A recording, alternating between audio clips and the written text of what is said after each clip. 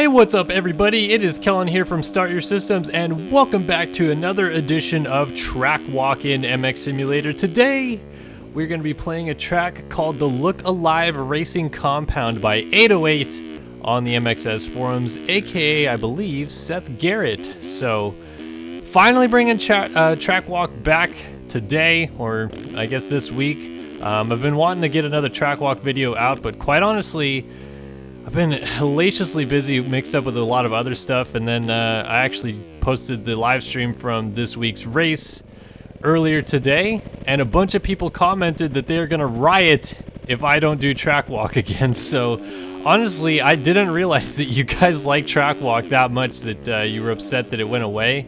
The tracks haven't really been pumping out as much in MX Simulator as of late, so it's been a little bit tough to find a ton of tracks to do track walks on anyway, so I wasn't really concerned with taking a little bit of time off from that to focus on a couple of other things. But I know that Track Walk is a staple series of the channel, and I obviously realize now that you guys have missed Track Walk, so I wanted to bring it back today. And this track I feel is a really good way to bring it back with the Look Alive Racing Compound, which I guess is their team that they're trying to recruit people for anyway in games. So if you're looking to try to find yourself a new team to ride for, maybe these are the ones. But Seth has done a great job here with this track. It's very flowy, very fast in some parts, technical in others. And because it's a compound, it's not just this national track that I'm going to ride here at the beginning. It is also a supercross track, which is really one of the more fun supercross tracks that I've ridden recently.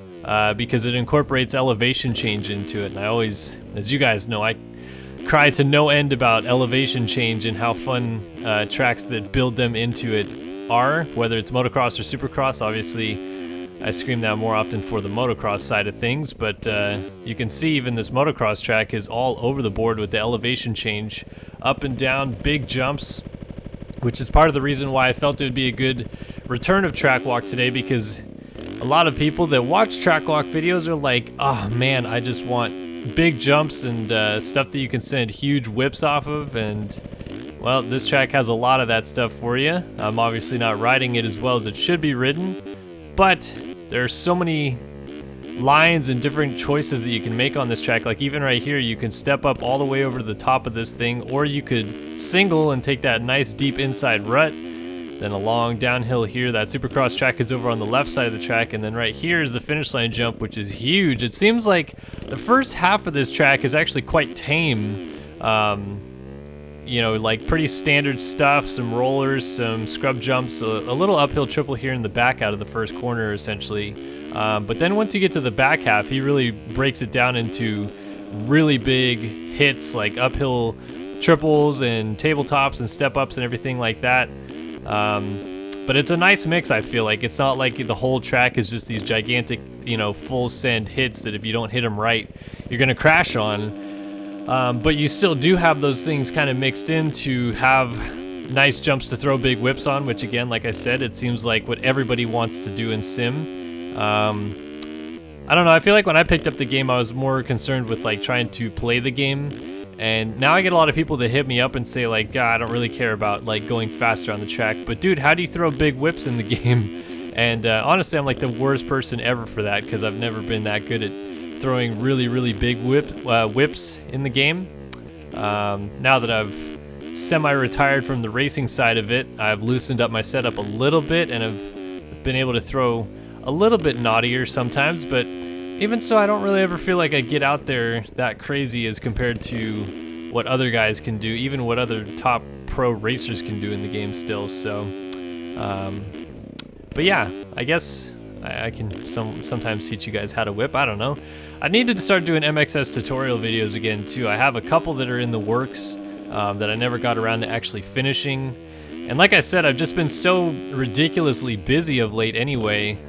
My wife and I, we just purchased a house and we're in escrow right now, so that's taking up a little bit of time of my own volition there, and then, you know, dealing with work and a lot of other things like that. It stacks up real quickly, and Track Walk is something that I've wanted to bring back. As I said, there's a few other series that I've also promised a return of that are still coming, I promise. Like I've been working on them, but it's just finding the time right now has been tough once we get settled in the house, I'm sure the time will open up a little bit, and that'll be a little bit nicer, and I can do more things like these lovely, lovely track walk videos on a great track here, again by Seth Garrett. Not sure where exactly he drew inspiration from, but one thing that he did do on this track that I like just for the sake of everybody being able to play it.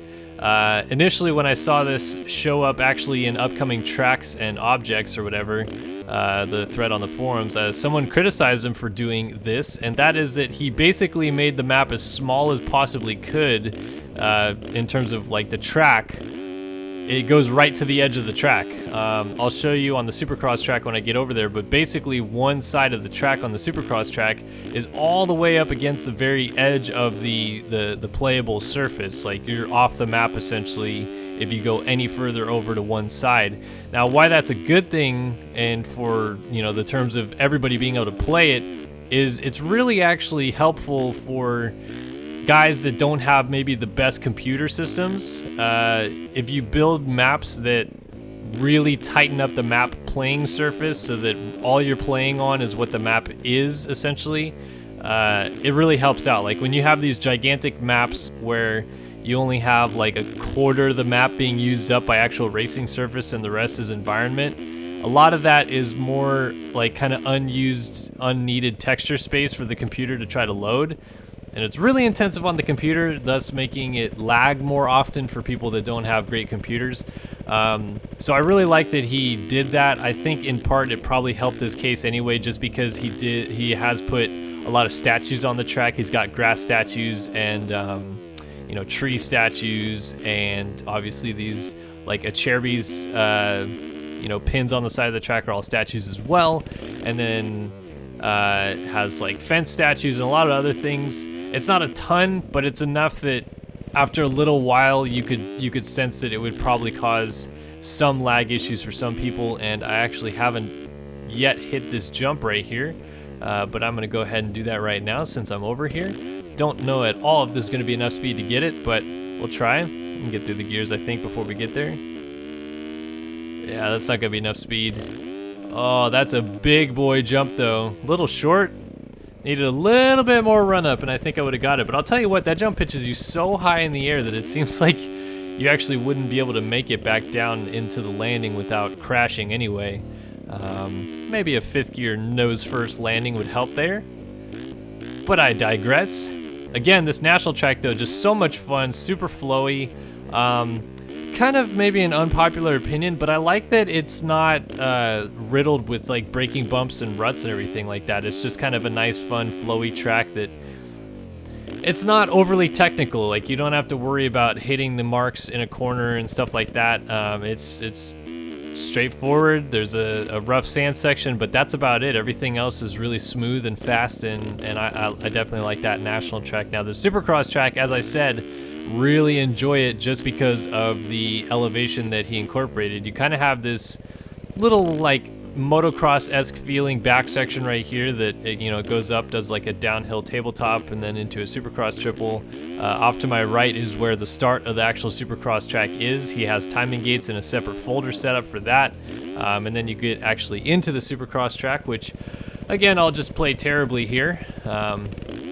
Kind of the status quo with me in MX Simulator anymore, which is kind of why I haven't been doing track walks anyway, because if my skill set is lacking such that I can't show you guys a track well enough to make it worth your while, then what's the point of showing it off? I'm just going to crash every section. And that part to me is a little bit annoying, and I wish that my sim skills would come back, but honestly, just being so busy and not having any time to play is killing me every single day I load up this game anymore, because I'm getting worse and worse as the days go by, and it kind of sucks.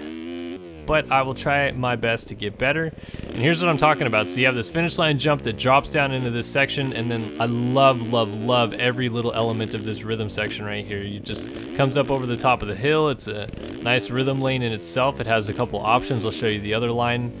That's just so much fun. And then you got a little tire tap action right here into this triple. Like overall, just a really great Supercross track. And I saw a couple people commenting and saying they were struggling with the whoop sections. There's one right before the finish, and then there's this one, which I can kind of get. The whoops are a little closer together, a little bit peakier, so if you don't get a straight run into them, as you can see, you can crash quite easily in them, but I do actually like that technical aspect of it, because it seems the RF track crew guys have gone with this new thing that I do like as well, but they've made the whoops so extended, so far apart, that it's maybe a little bit easier to save yourself from a big crash, but it's very, very, very hard to get a good drive to actually blitz the whoops because they are so far apart in the RF series. So when you get these little maybe kind of short, closer together technical side whoops, that's a little bit kind of old school, I guess. Sim days, back when I used to race and was actually half decent at the game, you had these closer, more technical set of whoops that you had to hit straight or you weren't going to hit them right at all. So like here, you have to, I'm not going to get into them straight. I don't know what it is. You really have to be very connected with the joystick in MX Simulator to feel comfortable when playing the game, and my time away from the game has like lost any ability that I have to have that feeling in the game anymore. I don't get it. Like for a couple straightaways, I'll feel great. I'll feel like I'm gelling with the bike and connected to the joystick and all that business, and then I'll just completely crap the bed right over again. And I don't know. I don't have any explanation for it, because honestly, from like 2012 when I started really playing the game all the way up until maybe like 2017-ish range, I only got better as the years went on. Like I only found ways to get faster and better at the game, and admittedly I played the game more often back then, but now having taken a little bit of time off and not playing as much and trying to pick it back up and still have those same skill sets, it's just non-existent, man. I'm going downhill in a hurry. I raced a couple amateur races this year and only freaking finished inside of the top 10 once. Like it's bad, folks. A lot of people ask why I don't race anymore, and my standard answer is because I love streaming for you guys, and that's a lot of fun, which is true, but in reality it's because I'm not good enough at the game anymore to actually be competitive with the people who I feel like I should be beating, and that's kind of demoralizing if I'm quite honest with you. So yeah, it's just nicer to stream and not have to worry about those demons sneaking up. Getting a little out of shape in the whoops. Oh, trampoline. Yeah, but see, this is what I'm talking about right here. I'm on the very, very edge of the track right here. Did he actually make it a cliff? Yeah, oh, that's okay. Well then, I didn't realize he had a cliff on the side of the track here. How far down is this gonna take me? Can I get back to where I want to be? All right. But yeah, like there I am, right on the very, very edge of the track right there, and he's put a billboard file, as you can see, of some trees all the way around the track, so you can't really notice that part of it. But yeah, lovely job done here by Seth Garrett. I'll tell you what, it's overall a great little compound. I would say, it's maybe not the most aesthetically pleasing compound. It's not got like a nice haze on it or a bunch of statues all over the place to make it look really froggy fresh. It's just a good standard compound, standard layout, and great job at making a super fun, flowy Supercross and national track, both combined to make, honestly, one of the better tracks that's been released recently in the game by just custom track standards. There's a lot of replica stuff going down right now. A lot of people building replica Supercross tracks. It seems like every week we have 4 or 5 people dumping a new replica on us, but I like the custom stuff, man. I feel what really promoted the creative side of Sim for people is if you didn't want to be involved in the racing, you could just make anything and everything you ever wanted in terms of tracks or bike skins or bikes themselves in this game. And it's cool to see people like Seth still making some custom tracks for us to play and enjoy. But thanks everybody again for tuning in to another edition of Track Walk. I am so sorry that it took so long to have another one. I know you guys wanted to riot and you were gonna tear down the fence and come attack me. I don't know, whatever you were gonna do, but hopefully we get back to a little bit of a more normal trend with track walks. I want to get to episode 200. I have something special planned for that, like we did at episode 100. I think we're 29 away or so right now from episode 200, so we'll get there, I promise. Come up with a new list of tracks that I want to hit in the next, I don't know, month or two, and maybe not do it consistently week after week like I used to per se, but if I can get back to a schedule where I'm at least doing a couple a month or more, I think that you guys will at least be on that one, or satisfied on some level, or maybe you'll ride again, I don't know. But anyway, appreciate you guys watching as always. Another edition of Track Walk here in the books. Download the track in the description below, and as always, I'll see you guys in all of our future videos here on the channel. So Kellen saying so long for now.